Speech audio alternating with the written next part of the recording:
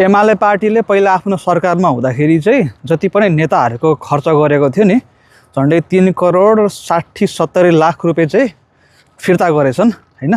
3 करोड 47 लाख होला सरकारलाई ब्याजसहित फिर्ता गरेको रे क्या।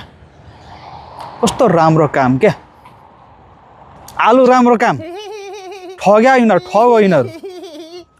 जति पनि सरकारी सम्पत्तिहरू छ यिनीहरूले एकदमै गैर कानुनी रूप ढङ्गले चाहिँ यसलाई प्रयोग गरेर नाता गोता संसारको उपचार गर्ने, किडनी भए जति सबै फेर्ने, सबै यिनीहरूले यो गर्नुसम्म गरे। अहिले बालेन सरकारले चाहिँ अनि त्यहाँबाट कारबाही गर्छ भनेर धम्माधम फिर्ता गरे। यिनीहरू यति लाज शरम गरेको, यिनीहरूले मिल्ने भएको भए नेपालीहरूको सबैजना एउटा एउटा किडनी झिकेर बेच्थ्यो भने यिनीहरूले केही पनि राम्रो काम गरे होइन। आलु राम्रो काम। अब पक्रिने भयो बालेन सरकारलाई, ऊ हरिबहादुरले भनेको छ कि मार्ने पो भन्छ नि, हो त्यस्तै भएको। सबलाई समाउनु पर्छ यिनीहरूलाई। फिर्ता गऱ्यो भन्दा बच्न पाइन्छ हैन।